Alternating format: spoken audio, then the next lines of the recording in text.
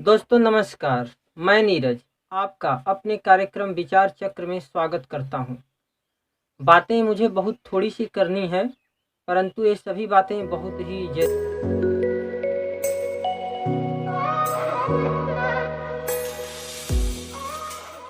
हैं। आज जैसा कि सब चीज़ चल रहा है, देखने सुनने में पूरा हर तरीके से आ रहा है कि योगी सरकार ने कोटा में जो फंसे हुए जो कुछ भी बच्चे थे उन सबको अपने यहाँ वापस बुलाने का निर्णय ले लिया है और संभवतः बुला भी लिया है। यह बहुत ही अच्छी बात है और एकदम यह स्वागत योग्य कदम है।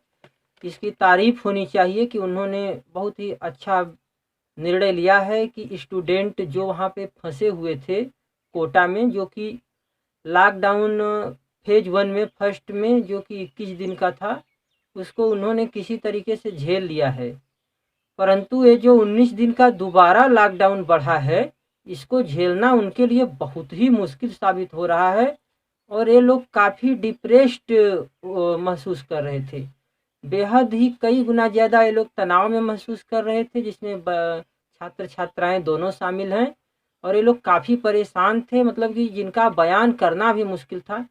हम इन बातों को समझ सकते हैं और इन्हें हर वो हृदय वाला, आत्मा वाला, दिल वाला व्यक्ति समझ सकता है और समझना भी चाहिए। क्यों नहीं समझ सकता? यही जो छात्र हैं हमारे भविष्य हैं और हमारे यहाँ जितने भी कल बड़े बड़े निकलेंगे, व्यवस्था के जो भी संचालन के सूत्र हैं इन्हीं लोगों द्वारा होगा और यदि यही लोग परेशान हो जाएंगे तो फिर कैसे गुजारा होगा।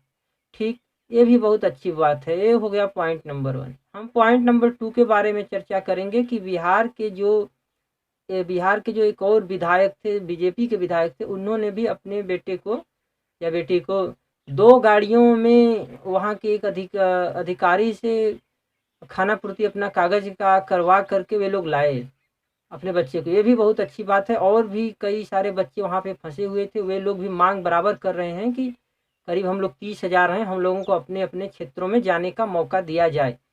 इसके लिए सरकारें हमारे लिए पूरा प्रबंध करें। बहुत सही बात है। और लेकिन नीतीश कुमार जी तो बहुत ज़्यादा विरोध करते हैं। वे तो 100% बोलते हैं कि नहीं, ये लॉकडाउन के नियमों का उल्लंघन है और ऐसा बिल्कुल नहीं होनी चाहिए। तो फिर कैसे उनके यहाँ के एक विधायक ने अपने बच्चे को ला डाला? इसका क्या जवाब है? तो मतलब नीतीश कुमार सिंह किसके लिए बोलते हैं? केवल मजदूरों के लिए बोलते हैं जो कि काफ़ी परेशान हैं, जो कि कमज़ोर हैं, जो कि गरीब हैं, जो कि टेंशन में हैं। उन्हीं बच्चों, उन्हीं मजदूरों के लिए बोलते हैं। तब तो यह बहुत अच्छी बात नहीं है नीतीश कुमार जी की।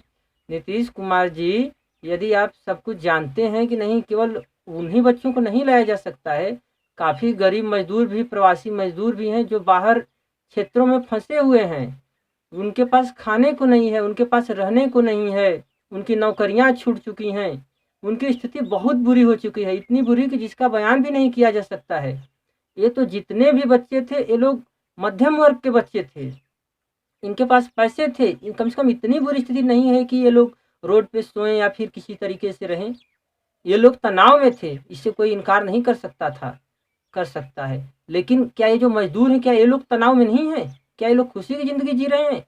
और यही सवाल तो योगी जी से भी होना चाहिए कि उन्होंने अपने यहाँ के गरीब बच्चों को तो ला दिया, लेकिन उत्तर प्रदेश के जो काफ़ी माइग्रेंट लेबर, प्रवासी मजदूर जो दिल्ली में, महाराष्ट्र में और कई ज़िले और पूरा केरल में, चेन्नई में, बड़े बड़े शहरों में फंसे हुए हैं। मुंबई में तो यहाँ तक हालत ख़राब है कि वहाँ पे समझ लीजिए कि 32,000 उद्योग और लघु उद्योग मिला करके हैं, जिनमें कम से कम 22 लाख मजदूरों के फंसे होने की आशंका है। बांद्रा में तो केवल 1,500-3,000 मजदूर दिखे। तो उस दिन पुलिस व्यवस्था की नाकामी, ये नाकामी, वो नाकामी सुनने को मिली और सभी लोग एकदम कूद पड़े और यहाँ तक बताने लगे कि ये लोग साजिश द्वारा लाया गया था। बगल में एक मस्जिद था, इसके किनारे इकट्ठा हो गए। मैं तो केवल इतना ही पूछूंगा कि यदि ये लोग साजिश कर रहे थे तो क्या पुलिस की लाठियां खाने के लिए साजिश कर रहे थे? क्या इनको पुलिस की लाठियां खाना बहुत प्रिय है, जो कि हर बात में लाठियां चला रहे हैं पूरे ताकत के साथ? ये जो पुलिस के लोग हैं, क्या ये लोग शौक से आए थे सुनने, मार खाने के लिए? कैसी बातें करते हैं आप लोग। मतलब टीवी बैठ करके कुछ भी अपना बोलते रहते हैं और कोई समझे या न समझे। बताते हैं कि केवल जूता चप्पल उनका छूटा था। बहुत बढ़िया भाई, उनके पास जूता चप्पल ही बचा था, तो जूता चप्पल छूटा था, वो भी एक जूता चप्पल था, वो भी छूट गया। अब उनके पास क्या बचा, नहीं बैग नहीं था उनके पास, बैग कहाँ से रहेगा। वो ये भी हो सकता है कि वे लोग, भाई ट्रेन चल नहीं रही थी, वे लोग ट्रेन की मांग करने के लिए आए थे। तो आप यदि ट्रेनें चला देते, उनके उनके गृह जनपद पहुंचा देते, जहाँ पे उनको कुछ मदद करके क्वारंटीन इत्यादि करके, जैसे इन बच्चों के मामले में आप किए कि नहीं, क्वारंटीन किए, थर्मल स्कैनिंग किए और भी हर तरीके से डॉक्टरी जांच किए, तो क्या इन लोगों के, क्या इन मजदूरों के साथ, गरीब मजदूरों के साथ, जिन लोगों के पास उतना पावर नहीं है, राजनीतिक क्षमताएं नहीं है, क्या इनके साथ ये सब काम नहीं किया जा सकता है? बिल्कुल किया जा सकता है, मगर नीयत होनी चाहिए। तो इससे तो यही साबित होता है कि संभवतः नीयत नहीं है। नहीं, ये लोग नहीं जा सकते हैं अपने गृह जनपदों में, आप कहते हैं, क्योंकि ये लोग जाएंगे तो कोरोना लेकर के जाएंगे और वहाँ जो है पूरे क्षेत्र में फैल जाएगा तो सभी लोग मारे जाएंगे। यही बात कहने का मतलब है। तो फिर ये जो बाहर से जो बच्चे, जो जो स्टूडेंट को आप जो लाए, ये लोग क्या करके आए? ये लोग भी तो नहीं कोरोना लाए, तो उसी तरह ये लोग भी नहीं कोरोना लेकर के जाते, ये लोग भी कोविड-19 लेकर के नहीं जाते और इनका भी ज़िंदगी आराम से कट जाता।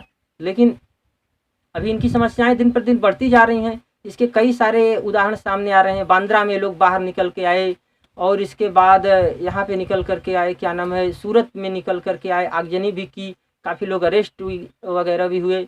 एक तो गरीबों की बात हो गई। अभी इतना ही नहीं, अब समझ लिए कि जो आपके जो कर्नाटक में जो हैं, कर्नाटक के पूर्व मंत्री, इन्होंने पूरे अपने परिवार के जो उनके बच्चे थे उन लोगों की शादी वादी भी कर ली। लेकिन जो आम लोग हैं उनकी शादी, क्या सारे सिस्टम, सारे प्रोग्राम रुक गए। लेकिन ये वीआईपी हैं, इनका चलेगा, बाकी लोगों का नहीं चलेगा, क्योंकि ये लोग कमज़ोर हैं। क्या एकदम ये सौतेला व्यवहार है, अन्याय है। इसी के खिलाफ आदमी बोलता है ना। अच्छा ठीक है, प्रवासी मजदूरों के बांद्रा घटना में पुलिस ने तो बहुत ज़्यादा लोगों की पिटाई करी। जो लोग भी बाहर आ रहे हैं, 2-4 लट्ठे तो खाली आते जाते ही उन लोगों को मिल जा रहे हैं। तमाम सारी वीडियोज हम देख चुके हैं। अभी महाराष्ट्र के एक तो गृह मंत्री हैं शायद, उनका नाम मुझे नहीं याद आ रहा है, उन्होंने तो ये भी बोला था कि एकदम हंसी आती है सुनकर के, क्या हम सख्ती करेंगे और पुलिस वालों अपने डंडे में तेल लगा लो। क्या बात करते हैं, मतलब कि जो नागरिक हैं वे सब चोर लुटेरे हैं, इसीलिए आप तेल लगवा रहे हैं। आम आदमी घर से बाहर निकलता है कुछ सामान के लिए, आप वो बोलेगा कि नहीं मैं मजबूरी में निकला हूँ, आप विश्वास नहीं करोगे, फिर आप पिटोगे। यही तो है पुलिस का काम, इस समय रह गया है। अच्छा मान लीजिए एक सवाल मेरा और है, चूँकि अब लंबा होता जा रहा है मेरा लेंथ, मेरा एक सवाल और है कि मान लीजिए कि हम किसी काम से भी दिल्ली या फिर नोएडा या फिर लखनऊ, किसी भी क्षेत्र में हमको 2 दिन 4 दिन के लिए हमको जाना हुआ, ठीक, उसी के आगे पीछे 2-4 दिन में आप लॉकडाउन लगा दिए, हमारे पास इतना पैसा नहीं, इतना व्यवस्था नहीं, हम तो गए फंस, बाहर निकले तो पुलिस की लाठियाँ खाएं। फिर और इसके लिए भी तो कोई व्यवस्था जारी होना चाहिए कि जो लोग किसी काम से 1 दिन 2 दिन के लिए गए थे, उनको पता नहीं था और उनके साथ ऐसा हो गया, उन लोगों के लिए भी तो कोई रास्ता निकालना चाहिए। तो कृपया सरकार से और सभी लोगों से यही मेरा निवेदन है कि नहीं, इस तरीके से जो भी है सरकार का सौतेला व्यवहार बंद किया जाए लोगों के साथ।